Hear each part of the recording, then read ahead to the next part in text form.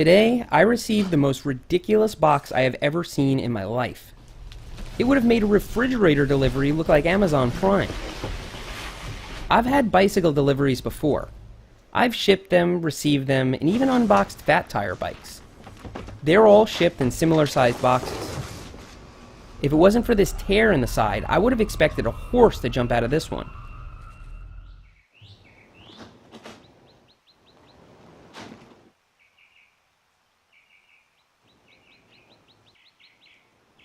Wait, is this a couch?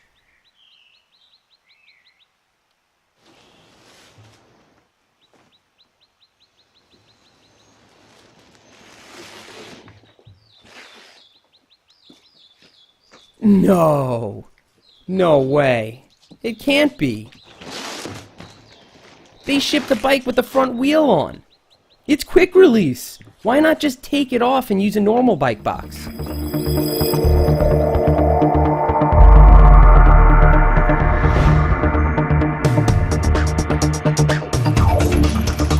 This is the Freeway Buffalo.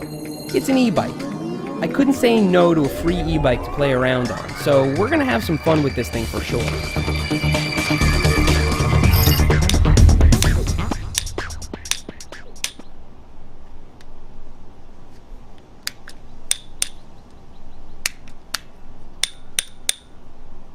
It's not a high-end e-bike like the Specialized Turbo Levo, but it only costs $1,700, whereas the Turbo Levo costs as much as a car. Although it's marketed as a mountain bike, I put it in the commuter category. It's got a big cushy seat, a really long stem, and those antler things on the handlebars. I'm not obligated to give you guys anything but the truth, so let's put this thing together and take an objective look at it. First, let's cruise on over to Freeway's website. Wow, first of all, the video is great. The guy is riding in a pack of roadies and everyone is drafting him. Then he downshifts and bam! He's shredding through Montana, wheeling over rocks and splashing through streams. It's worth mentioning that they used Maxxis tires in the video, while the bike actually comes with Kenda. Riding the Freeway Buffalo on the road, you will also be a visual beast in others' eyes. I bet. And these girls are freaking out too. Amazing!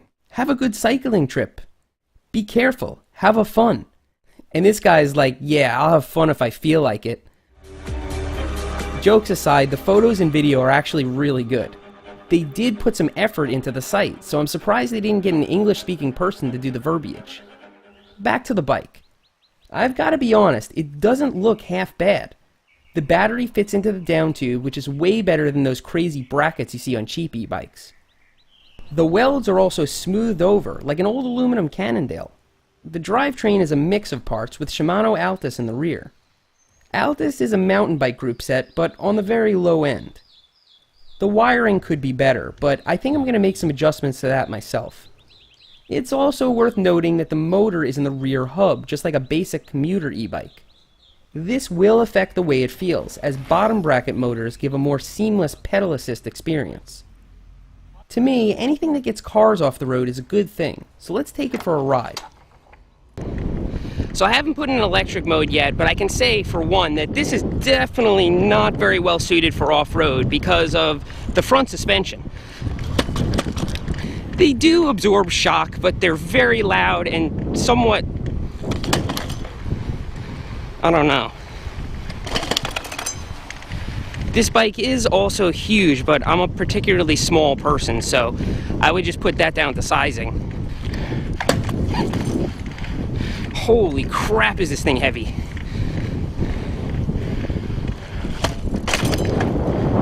Seem to handle that okay. Okay, now that I'm out on some city streets, let me put this thing into electric mode. Okay. I guess that's high speed. That's middle speed. That's low speed. And then I don't know what that is. Maybe that's turbo. I'm gonna start on the low speed. Yeah, I don't feel it doing anything, although I did go off like a 3-foot drop with it. So let's turn it up. Oh, now I feel it doing something. Okay, there's a pretty good amount of wind here, and it's very easy for me to pedal along here. It says I'm doing 27 kilometers an hour, which is really not that fast. Without much more energy, or maybe the same amount of energy, I could hold faster than this on my road bike. There's also a fair bit of noise coming from the bottom bracket. Whoa, on the hills? On the hills, you can really feel it. I mean, I'm in a really high gear, and this thing is just kind of flying up the hill, no problem. I'm gonna downshift a little bit. Wow. Okay, so hills are where this thing's gonna make the biggest difference. And I think during a commute, you know, where you're trying to stay dry and trying not to sweat because you're gonna work in an office, I think hills are where you're really gonna get killed. And this definitely does that.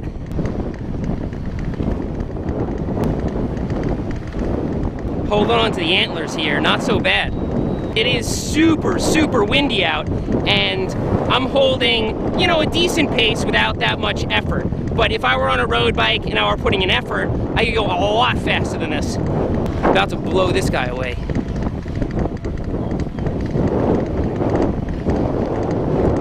I'm starting to get a better feel for how the motor engages, and I don't feel so terrible about it anymore. I mean, I'm really able to cruise. Like I said, it tops out around 30 kilometers an hour, which I'll do the conversion for later. So you're not going to win any races on this thing, but it is definitely helping. What's the fee for bikes? $2. You get 3 back. Thank you. Enjoy your ride. I don't know if you guys can hear the clicking. As soon as I stop pedaling, it stops. You hear? There's a clicking sound in the bottom bracket. And I didn't assemble the bottom bracket, so I know what you're gonna say. I jumped off a 3-foot ledge, but it was clicking like that when I left the house.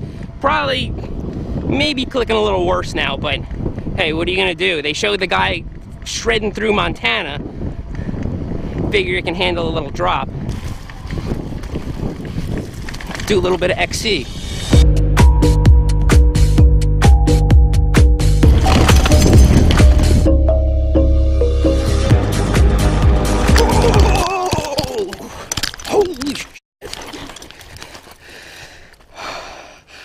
Holy crap, this is not a mountain bike.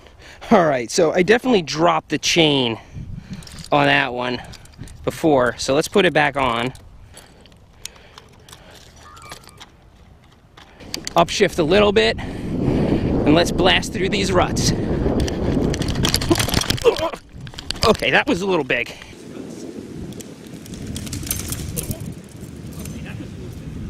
Dropped another chain.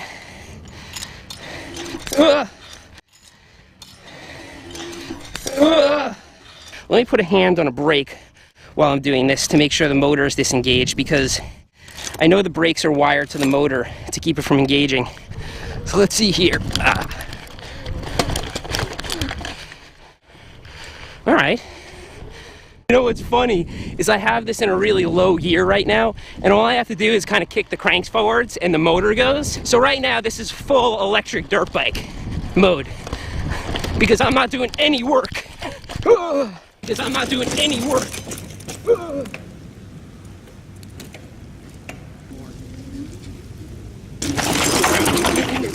Let's hit these roots over here. Definitely doesn't have the kind of dampening and stuff that real mountain bike suspension does. Oh, it freaks me out how the motor just engages here. All right, let's see if we can do this. Oh! Ooh!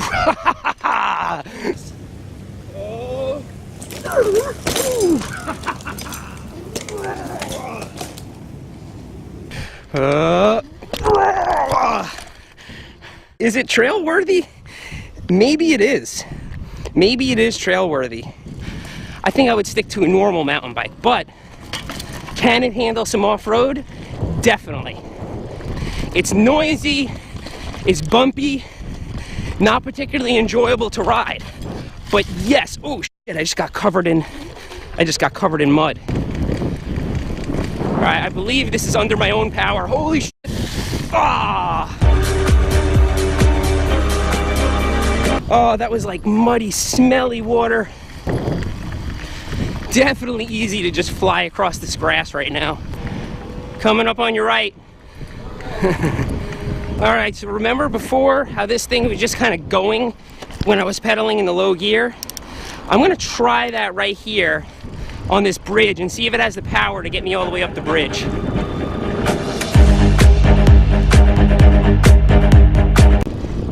So this is just nonsense pedaling right now. It's pushing me up the bridge at 22 kilometers per hour. I really got to figure out how to change that to miles per hour. So it's worth noting, I have mixed feelings about e-mountain bikes in the first place. They're not a category that I'm particularly interested in. But this video is not about bashing e-bikes or bashing e-mountain bikes. For somebody who is interested in them, I'm supposed to give you my opinion on this. As an e-mountain bike, I'm gonna say that this is probably not a very good bike to get. It doesn't seem like it was designed by people who have a good understanding of mountain bikes. The geometry is all wrong. The tires are seriously inadequate for mountain biking. The front suspension is just terrible. I mean, it's basically what you would find on a Walmart bike.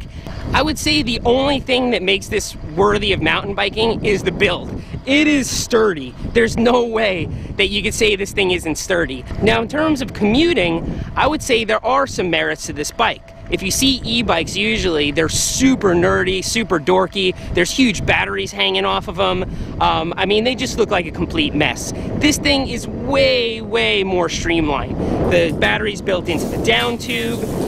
It's got hydraulic disc brakes, which is nice. It does stop really good. I mean, everything's kind of integrated. It's got a lock for the battery. It's kind of nice as a commuter e-bike. I would definitely give it that. I think they had an Indiegogo on this thing for $1,000, and I would say for $1,000 maybe it would be worth it, but $1,700, I don't know. They have e-bike conversion kits, so you could get yourself a decent mountain bike or decent commuter bike, maybe spend like $600 on a conversion kit, and you know, for around $1,000 you could have an e-bike. Is it going to be this integrated? Is it going to be this user-friendly? I don't know about that. But is it more powerful? Is it more capable? I don't think so. Alright, so side note, maybe I'm a little jaded because I am a cyclist. I mountain bike, I road bike, I BMX. I mean, I'm into bikes. Now, somebody like my mom, I've gone bike riding with my mom before, just in short spurts. Holding 15 miles an hour would be like a dream to my mom. That's not something that she would be able to do without a lot of training. And I've kind of missed out on being able to do things like take a bike ride around the city with my mom. She can't go much faster than 4 miles an hour. You know, with this thing being able to pretty easily hold about 15 miles an hour, it might be kind of a good bike to lend to somebody like her. That's something that I could actually appreciate about it. I also have a friend with terrible knee problems who hasn't been on a bike in years. When he visits, we'll be able to go to the beach or downtown without fighting traffic in a car. I'm looking forward to that. Is it worth $1,700? I'll let you be the judge. I don't have a lot of experience with commuter e-bikes, so I don't know how it compares.